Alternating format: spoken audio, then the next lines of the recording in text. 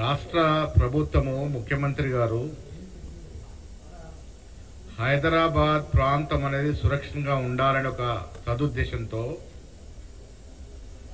మూసీ ప్రక్షాళనకి శ్రీకారం చుడితే BJP BRS party కుమ్మక్కై దాన్ని ఆపుకునే ప్రయత్నం చేస్తూ ఉన్నది. కిషన్ రెడ్డి గారు చాలా సుదీర్ఘమైనటువంటి రాజకీయ చరిత్ర వ్యక్తి. ఎందుకు ఈ చిలిపి చేష్టలు చేస్తున్నాడో అర్థం అవట్లేదు. విచిత్రంగా ఉంది.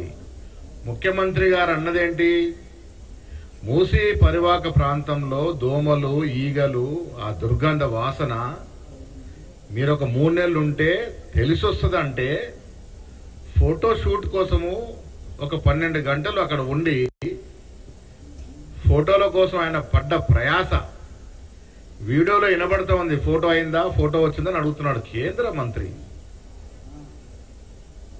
మీరు పోయే ముందే శానిటేషన్ అవుతుంది. అక్కడ దోమల మందు కొడతారు, ఈగల మందు కొడతారు. మీరు పోయింది ఎక్కడ? ఆ బఫర్ జోన్లో లేరు, కనీసం మూసీ నది ప్రవాహక ప్రాంతంలో కూడా నివసించలే మీరు ఆ ఉన్న 10-12 గంటలు కూడా. షూ వేసుకొని నడిచారు, దోమలు కుడతాయని సాక్స్ వేసుకొని పడుకున్నారు. మేమందేంటి మరి, అక్కడ దోమల బెడద ఉంది, దుర్గంధ వాసన ఉంది, అక్కడ ఉన్న వాళ్ళు ఉండలేకపోతా ఉన్నారు. వాళ్ళని సురక్షితమైనటువంటి ప్లేస్ కి రిహాబిలిట్ చేయాలనే కదా మేమంది. 3 నెలల పాటు మీరు అక్కడ ఉంటే వాస్తవిక పరిస్థితి తెరుస్తాయని ముఖ్యమంత్రి గారు అన్నారు. మీరు 10-12 గంటలు ఫోటో షూట్ చేసుకుని వచ్చినారు. ఇది కాదు ఒక రాజకీయ నాయకుడు చేయాల్సింది. నేను ఇవాళ మీతో చెప్తా ఉన్నాను, మీ ప్రధానమంత్రి మాటి మాటికి మన్ కీ బాత్ అంటాడు. ఇలా మూసీకి బాత్ కरेंगे, చాయ్ పే చర్చా కాదు మూసీ పే చర్చా కरेंगे. మా ముఖ్యమంత్రి అన్న ప్రకారం రండి, నేను కూడా వస్తాను. మీరు నేను 3 నెలల పాటు అక్కడే ఉందాం. వాస్తవాలు తెలుస్తాయి మనకి. ఎంత దుర్గంధ వాసన వస్తుంది అక్కడ. అక్కడ ఉండే బీద ప్రజానికం ఎంత కష్టపడతా ఉన్నారు. దోమల బెడద ఈగల బెడద ఎన్ని రోగాగ్రస్తులు అవుతా ఉన్నారు. వీనన్నిటి దూరం చేయాలనే కదా మా తపన. ఎలాగో 10 ఏళ్ళు బీఆర్ఎస్ పార్టీ రాష్ట్రాన్ని సర్వనాశనం చేసింది. ఒక విజన్ తో, ఒక దూరదృష్టితో, ఒక పక్క ప్లాన్ తో పరిపాలన చేయలే. అందుకే రాష్ట్ర అభివృద్ధి కుంటుపడిపోయింది. ఇవాళ మేమొచ్చి ఈ 10 ఏళ్ళు జరిగిన నష్టాన్ని పూడుస్తామంటే మీకెందుకు కడుపు నొప్పి? 10 ఏళ్లుగా చూస్తాను, ఎప్పుడైనా బీఆర్ఎస్ పార్టీ గ్రాఫ్ తగ్గుతుందనగానే రంగంలోకి దిగుతారు వీళ్ళు. బీఆర్ఎస్ పార్టీ ప్రొటెక్టర్స్ వీళ్ళు. అరే 10 ఏళ్ళు కేసీఆర్ వెలగబెట్టలేకపోయినాడు, మేమేదో చేస్తామంటే మీ కడుపు నొప్పి ఏంటి? ఇలా ప్రజలకు తెలియదా మూసీ నది పరివాహక ప్రాంతంలో ఉన్నటువంటి నివసిస్తున్నటువంటి ఫ్యామిలీల సంగతి ఏంటి? ఎంత ఇబ్బందులు గురవుతా ఉన్నారు వాళ్ళు. వాస్తవాలు తెలుసుకోవడానికి మిమ్మల్ని మూసీలో 3 నెలలు పడుకోమన్నాం. మీరు వచ్చి ఏం తెలుసుకున్నారు ఇప్పుడు చెప్పండి. అదేనా మూసీలో అసలు దుర్గంధ వాసన లేదని చెప్తారా? అసలు దోమలే లేవని చెప్తారా? మరి దోమలే లేకుండా మీరు సాక్స్ వేసుకుని ఎందుకు పడుకున్నారు?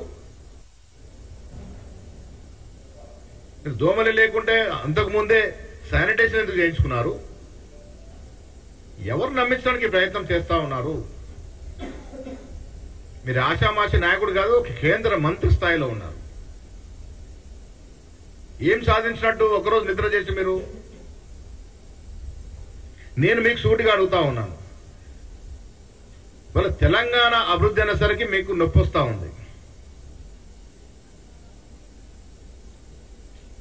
సాబర్మతి రివర్ ఫ్రంట్ ప్రాజెక్ట్ తీసుకొచ్చింది మోడీ కాదా? 24 ఏళ్లుగా సాబర్మతి రివర్ ఫ్రంట్ ప్రాజెక్ట్ నడుస్తూనే ఉంది. దాని గురించి ఎప్పుడైనా మాట్లాడారా? మరి సాబర్మతి రివర్ ఫ్రంట్ కు ఒక న్యాయము, మూసీ ప్రక్షాళన చేద్దామంటే దానికి ఒక న్యాయం ఏంటి? సాబర్మతి ప్రాజెక్ట్ ఇంత దుర్గంధం ఉండదు, అయినా మీరు ప్రాజెక్ట్ టేకప్ చేశారు. 20 ఏళ్లుగా సాగుతా ఉంది. దాదాపు 25 కిలోమీటర్ల ప్రాజెక్ట్ టేకప్ చేశారు. దాదాపు 13,000 మంది అక్కడ ఇల్లు లేని వానయ్యారు. ఇప్పటికీ ఇల్లు ఇవ్వలే. మా ప్రభుత్వము బీదవారు కట్టుబడి ఉంది కాబట్టి మూసీ నది పరివాహక ప్రాంతం కానీ ఆ చుట్టుపక్కల వారు ఎవరైనా నిరస్త్రాయులు అయితే వారికి డబుల్ బెడ్రూమ్ ఇచ్చి ఆదుకుంటాము.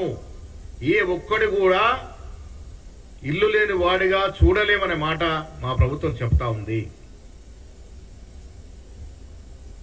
ఎవ్వరు నిరాశ్రయులైనా వారికి రిహాబిలిటీ చేస్తా ఉన్నాము, డబుల్ బెడ్రూమ్ ఇల్లు ఇస్తా ఉన్నాము, వారికి సరిపడా డబ్బులు ఇస్తా ఉన్నాము, వారి పిల్లలకు విద్యా అవకాశాలు ఇస్తా ఉన్నాము.